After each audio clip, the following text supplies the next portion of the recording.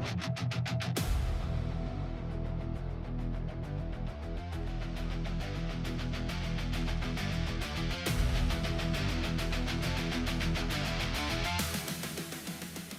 মুহূর্তে ইরানের উপকূল থেকে মাত্র কয়েকশো কিলোমিটার দূরে আরব সাগরে দুইটি আমেরিকান বিমানবাহী রণতরী অবস্থান করছে, আর তেহরানে খামেনি যুদ্ধের প্রস্তুতি নিচ্ছেন। কারণ একটাই, পরের হামলা কখন আসবে সেটা আর যদি নয়, এখন প্রশ্ন শুধু কখন। আপনি কি জানেন গত 48 ঘন্টায় কি হয়েছে যা পশ্চিমা মিডিয়া আপনাকে বলছে না?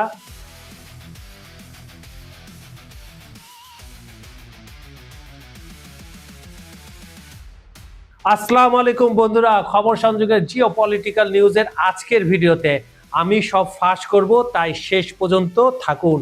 চলুন তাহলে শুরু করা যাক। আমেরিকা আঘাত করলে ইরানকে পারমাণবিক বোমা বানাবে, যুদ্ধ শুরুর আগের শেষ 72 ঘন্টা। বন্ধুরা, গল্পটা শুরু হয়েছিল 2025 সালের 13ই জুন। কি হয়েছিল সেদিন? ইসরায়েল হঠাৎ ইরানে ঝাঁপিয়ে পড়ল, অপারেশন রাইজিং লায়ন। কোনো ঘোষণা নেই, কোনো সতর্কতা নেই। ইরানের আকাশ প্রতিরক্ষা ব্যবস্থা, ব্যালিস্টিক মিসাইল সাইট, পারমাণবিক কেন্দ্রে একের পর এক হামলা শুরু হলো। তারপর 22 জুন আমেরিকা নামলো মাঠে অপারেশন মিডনাইট হ্যামার নিয়ে। 14টি 30,000 পাউন্ডের বাংকার বাস্টার বোমা, B2 স্টেলথ বোমারু বিমান, F-35, F-22 ইরানের আকাশ সীমায় ঢুকে পড়ল।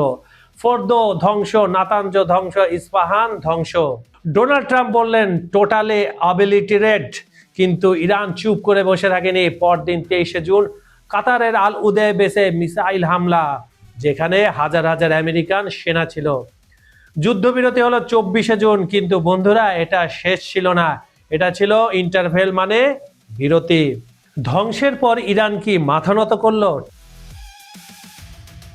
বন্ধুরা, ইরান বড় ভয়ঙ্কর খেলা শুরু করলো। স্যাটেলাইট ছবিতে দেখা গেল ইরান তার পারমাণবিক সাইটগুলো মাটির গভীরে পাঠিয়ে দিচ্ছে।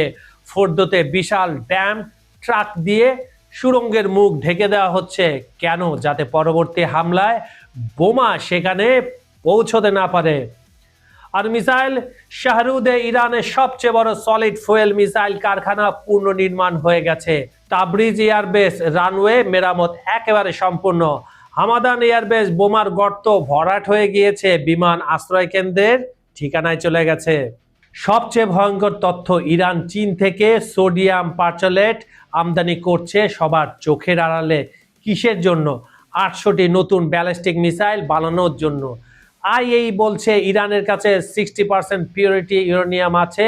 408 কেজি পারমাণবিক বোমা বানাতে লাগে মাত্র একটু বেশি পিউরিটি।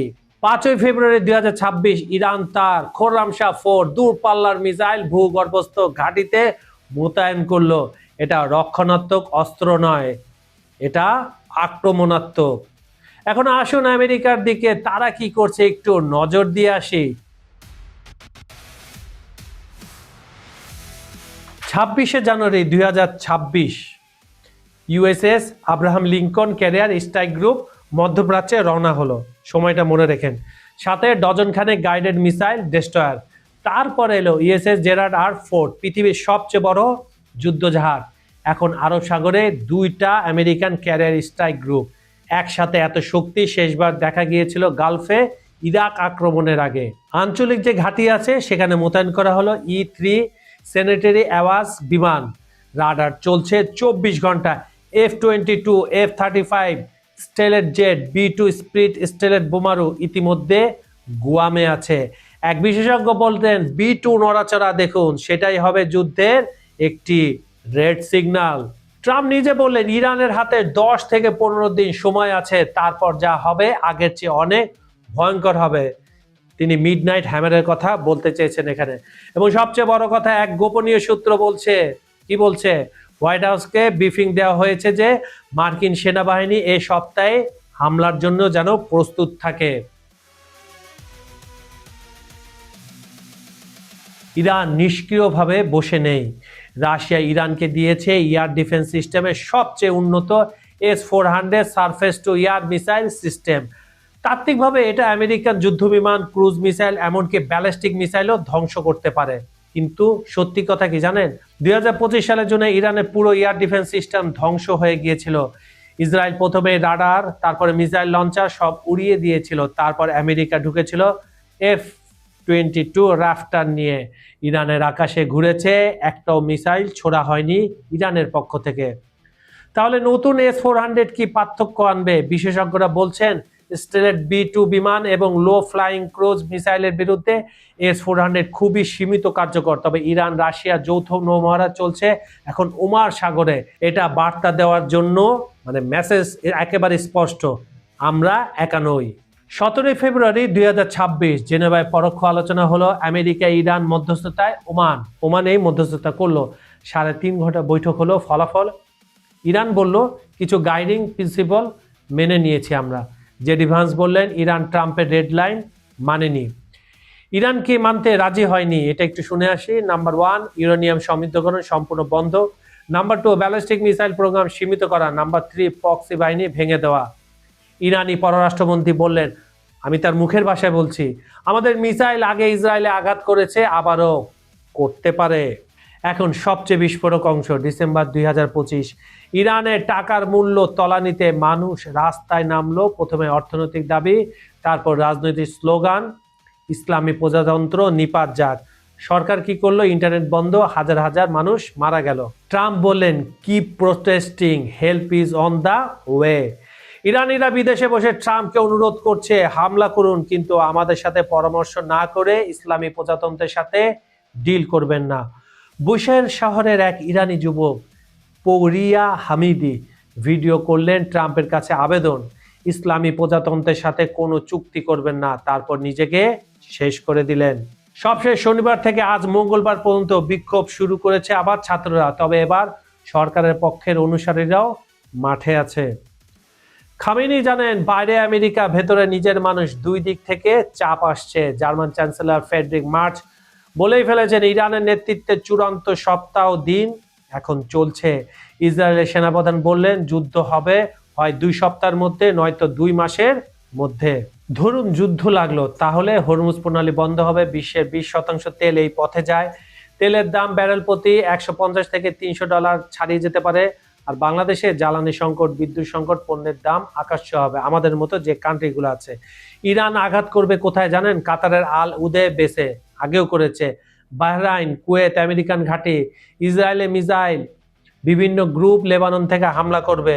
লোহিত সাগরে ইরানের গ্রুপগুলা আবার জাহাজ আক্রমণ করবে। আর রাশিয়া ইরানকে অস্ত্র দিচ্ছে, কূটনৈতিক সমর্থন দিচ্ছে। চীন ইরানি তেল কিনছে, কিন্তু সরাসরি সামরিক হস্তক্ষেপ করবে বিশেষজ্ঞ বলছেন সম্ভাবনা কম। তবে যদি সত্যি পারমাণবিক প্রশ্ন আসে, সেটাই হবে মানব ইতিহাসের সবচেয়ে বিপজ্জনক মুহূর্ত। এখন সবচেয়ে বিতর্কিত প্রশ্ন, ট্রাম্প কি সত্যি ইরানকে ধ্বংস করতে চান, নাকি শুধু ভয় দেখে একটা ডিল করাতে চান? লক্ষ্য করুন, ট্রাম্প বলছেন ডিলে আসো। কুশনা সৌদি আরবে মেগা প্রজেক্ট নিয়ে ব্যস্ত। মধ্যপ্রাচ্যে শান্তি মানে ট্রাম্প পরিবারের বিনিয়োগ একেবারে নিরাপদ। কিন্তু ইরানিরা ভয় পাচ্ছে, ডিল মানে খামেনিকে টিকিয়ে রাখা, তার মানে দেশের মানুষের উপর অত্যাচার চলতে থাকবে। এই কথাগুলো বলছে পশ্চিমা মিডিয়ারা। ইরানি ডায়াসপোরা চিৎকার করছে ডিল না পরিবর্তন চাই। এই দ্বন্দ্বের মাঝেই আছে আসল উত্তর। ট্রাম্প কি শেষ পর্যন্ত যুদ্ধে নামবেন, না একটা ডিল করবেন? আপনার কি মনে হয়? তাহলে বন্ধুরা, মূল ঘটনা কি দাঁড়ালো? আমেরিকা ইতিমধ্যে ইরানে একবার হামলা করেছে 2025 সালে। ইরান পুনরায় গড়ে উঠছে আরো গভীরে, আরো শক্তিশালী, রাশিয়া এবং চীনকে নিয়ে। আমেরিকা এখন আরো বড় শক্তি নিয়ে এসেছে। কূটনীতি ব্যর্থ হচ্ছে। পশ্চিমা সূত্র বলছে সিদ্ধান্ত নেওয়া হয়ে গেছে। প্রশ্ন হলো, পরবর্তী হামলা কি ইরানের পারমাণবিক স্বপ্নকে চিরতরে শেষ করবে, নাকি এই যুদ্ধ আঞ্চলিক থেকে বৈশ্বিক হয়ে যাবে? আপনার মতামত এখনই কমেন্টে লিখুন। এবং যদি মনে করেন এই তথ্যগুলো সবার জানা দরকার, এখনই শেয়ার করে দিন, লাইক দিন, সাবস্ক্রাইব করুন, কারণ পরবর্তী আপডেট আসবে যে কোনো সময়। এই সংকটের সবচেয়ে গভীর বিশ্লেষণ পাবেন শুধু এখানেই। বিজ্ঞাপন ও প্রমোশনের জন্য ডেসক্রিপশন দেওয়া নাম্বারে আপনারা এখনই যোগাযোগ করতে পারেন। খবর সংযোগের জিওপলিটিক্যাল নিউজ অনুষ্ঠানটা আপনারা পৃথিবীর কোন প্রান্ত থেকে দেখছেন কমেন্টে জানান। Bangladesh, Bharat, Pakistan, America, Europe, Ukraine, Brazil, Argentina, Africa, Saudi Arab, Kuwait, Dubai, মধ্যপ্রাচ্য, যেখান থেকে দেখুন না কেন, আমরা আপনার মতামত বারবার শুনতে চাই। আজ এই পর্যন্ত। আমি কাজল হায়দার বিদায় নিচ্ছি। দেখা হবে পরের ভিডিওতে নতুন কোনো ইস্যু নিয়ে। ভালো থাকুন, নিরাপদে থাকুন। আল্লাহ হাফেজ।